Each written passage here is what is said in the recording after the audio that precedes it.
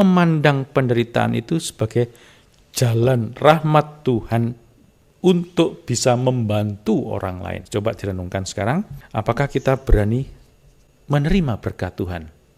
Oh, berani. Apakah siap menerima berkat Tuhan? Siap, pasti gitu jawabannya.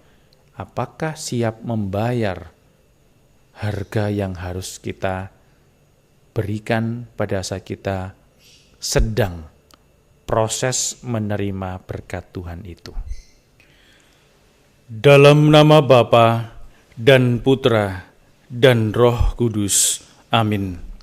Rahmat Tuhan kita Yesus Kristus, cinta kasih Allah dan persekutuan Roh Kudus bersamamu dan bersama rohmu.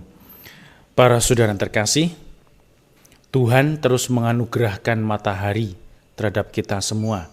Dia tidak menunda terbitnya matahari gara-gara kita tidak mau mendengarkan Dia, gara-gara kita mau menolak Dia.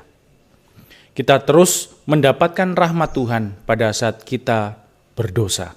Justru pada saat kita jatuh dalam dosa dan kelemahan, Tuhan masuk dalam hidup kita dan punya ruang lebih banyak. Nah, kata mari di awal Ekaristi ini, mari kita sadari segala kelemahan, dosa, dan keterbatasan kita yang juga kerap menghalangi Tuhan untuk masuk dalam hidup kita, karena kita sibuk dengan hidup kita sendiri. Para saudara terkasih, Tuhan itu Maha Kudus. Kudus artinya bukan masalah dosa dan tidak, tetapi Dia berbeda, Dia spesial. Kalau bilang spesial tuh, Mas, nasi goreng spesial. Apa spesial? Ada telur ceploknya gitu. Nah, ada sesuatu yang berbeda. Tuhan disebut Maha Kudus karena Dia sangat berbeda dengan kita. Padahal kita ini diciptakan secitra dengan Tuhan. Maka Tuhan yang sangat berbeda itu, kalau dalam kisah penciptaan, Dia menciptakan kita. Setelah Dia menciptakan kita, di dalam dengan embel-embel, menciptakan kita secitra dengan Dia. Sekali lagi, kita segambar dengan Allah karena kita seperti Allah. Dalam hal apa? Punya kehendak bebas. Kemarin-kemarin saya bilang, selalu saya katakan, Tuhan menciptakan manusia, atau gampangnya paling jelek ya, Tuhan menciptakan mainan yang bisa melawan Dia, yang bisa menolak Dia. Saya nggak mau dengan Tuhan. Saya mau hidup sendiri. Itu yang dibuat dosa pertama.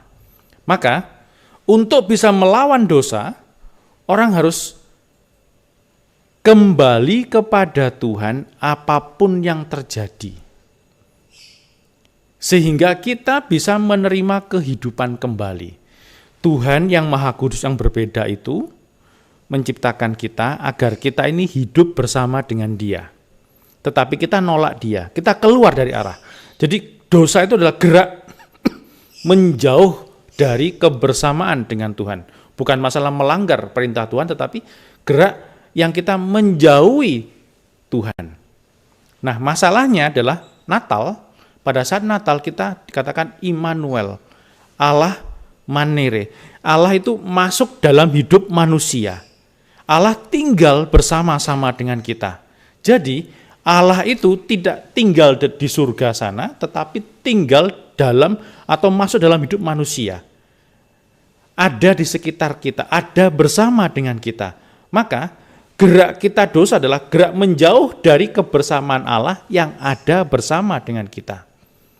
Dan itu kerap didukung oleh, jadi dosa kita ini didukung oleh kelemahan, keterbatasan kita.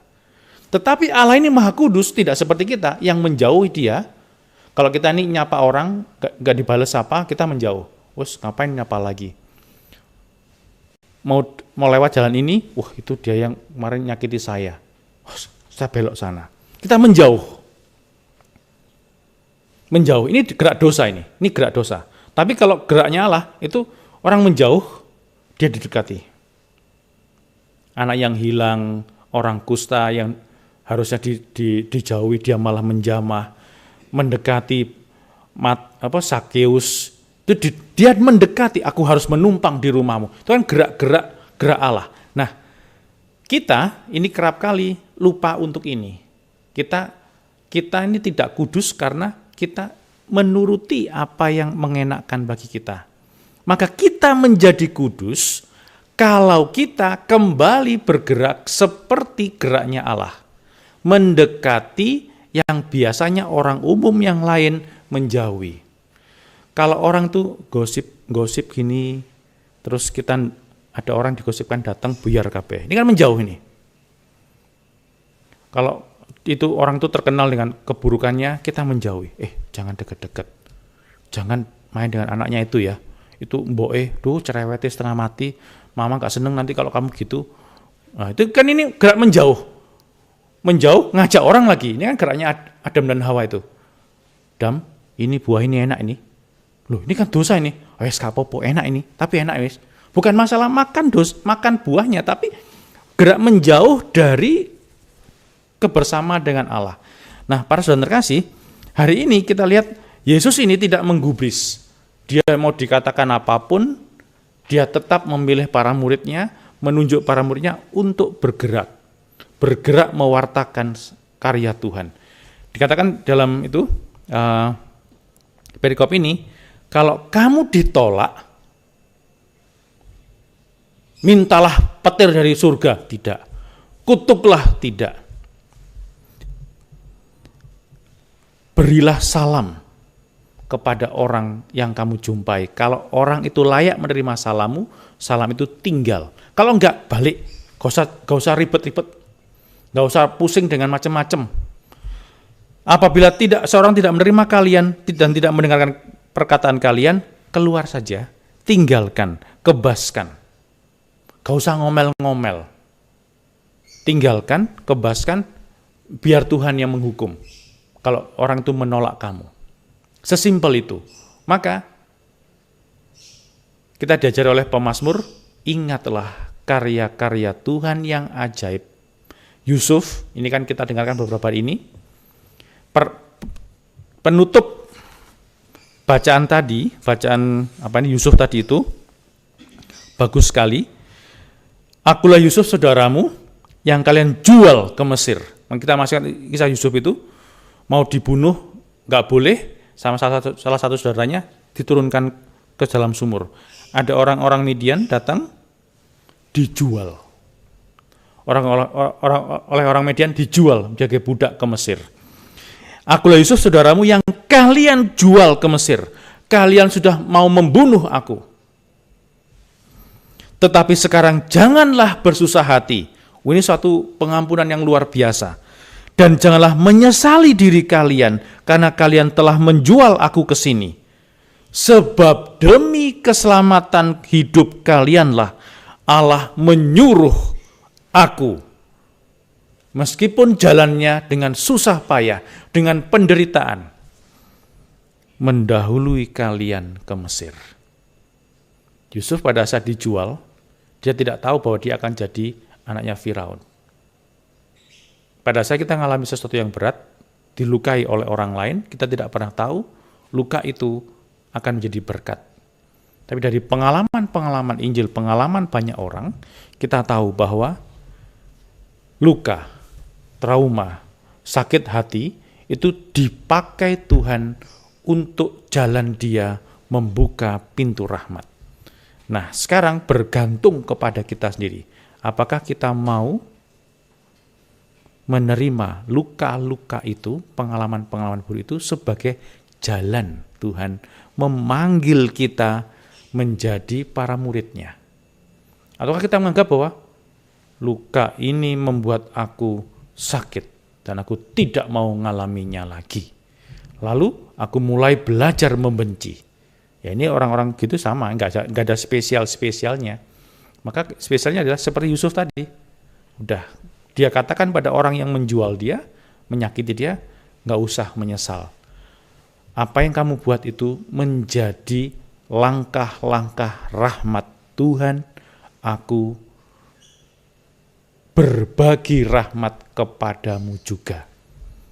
Nah, sekarang coba direnungkan. Apakah kita sibuk dengan sakit hati kita, ataukah kita sibuk dengan karya-karya Tuhan yang ajaib? Ini ajaib loh. Dijual, menderita, tapi mampu memandang penderitaan itu sebagai jalan rahmat Tuhan untuk bisa membantu orang lain bahkan. Nah, coba direnungkan sekarang, apakah kita berani menerima berkat Tuhan? Oh, berani.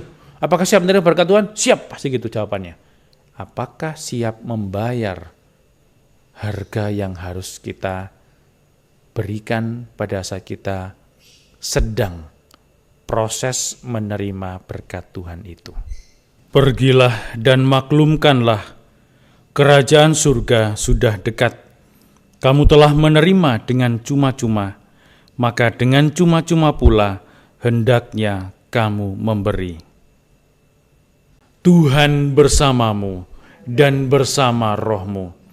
Saudara sekalian, hidup kita hari ini, anggota keluarga kita dimanapun mereka berada, senantiasa dibimbing, dilindungi, dan diberkati oleh Allah yang Maha Kuasa, Bapa dan Putra dan Roh Kudus.